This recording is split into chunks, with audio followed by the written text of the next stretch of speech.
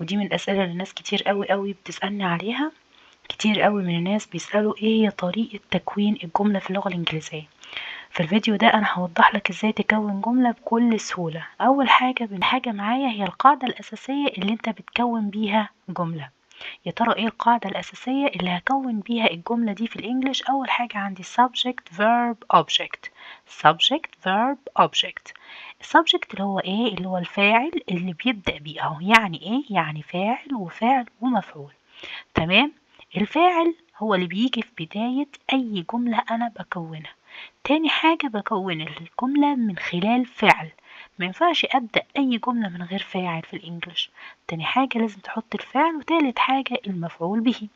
طيب تعالوا ناخد مثال بسيط يوضح لك ازاي بتكون جملة في الانجليش. I، وطبعا احنا عارفين ان I يعني انا. I eat apples.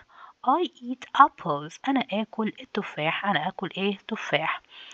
فطبعا هنا بدأت الجملة بالفاعل، وتاني حاجة الفعل اللي هو الverb، وتالت حاجة المفعول. She plays football. She plays football. هي تلعب كرة قدم. هي بتلعب ايه؟ كرة قدم. طيب طبعا الجملة دي لو ركزنا هنلاقي ان هنا بدأت بالفاعل اللي هو هي. ايه ده؟ الفاعل ولا ضمير؟ ما الفاعل ده ممكن يكون اسم او ضمير.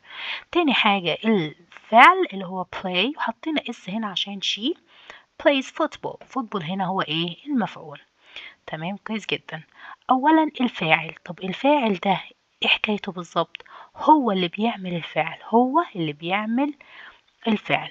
يعني أنا، أنت. طبعا أنا يعني I، وأنت you، وهو he، وهي she، وإت دي لغير العاقل اللي هو أي حاجة مش إنسان. we نحن، وthey هم. ماشي. طيب ده ايه؟ الضمير اللي بنبدأ بيه، وهو ده الفاعل اللي بيقوم بعد كده. ثانيا الفعل. الفعل ده اللي هو الفيرب، هو الحدث أو العمل. الحاجة اللي حصلت اللي عملها مين؟ اللي عملها اللي هو الفاعل. مش احنا قلنا ان الفاعل ده بيعمل الفعل؟ انا وهو وهي وكده. الفعل هنا هو الحدث او العمل، الحاجة اللي حصلت. ايه اللي حصل؟ وده بيكون رقم كام؟ بيكون رقم 2 في تكوين الجملة. eat. eat يأكل. play يلعب. study يدرس أو يذاكر. read يقرأ.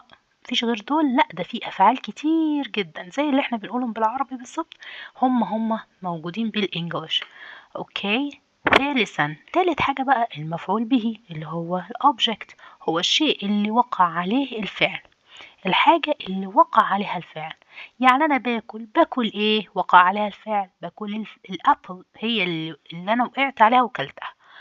الابلز. انجلش، انا بذاكر ايه؟ انجلش. يبقى دي الحاجة اللي وقعت عليها وقعدت اذاكرها. يبقى المفعول ده هو اللي وقع عليه الفعل. فوتبول، انا بلعب ايه؟ وقعت على كرة القدم وبلعب كرة قدم، فهو ده المفعول. a book يعني book يعني كتاب، وهو ايه؟ برضو المفعول حسب مثلا الجملة اللي انا بقولها. تمام لحد كده؟ يبقى 3 اركان رئيسية بنقول فيهم تكوين الجملة. تكوين جملة كاملة. خدوا بقى بعض الأمثلة على تكوين جملة. أولا هنا بيقول لي I study English. I study English. دي جملة بالإنجليش.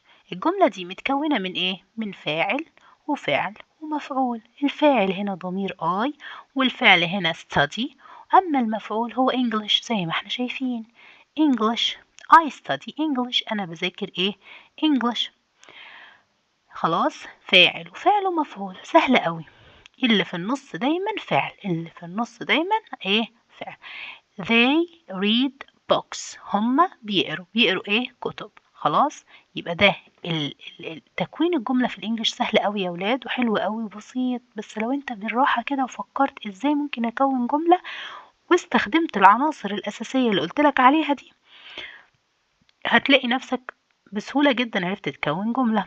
ملاحظة مهمة جدا للمضارع البسيط، لو الفاعل كان it، هي أو she أو it، بنضيف s أو es للفعل. زي الجملة دي he plays football. he plays football.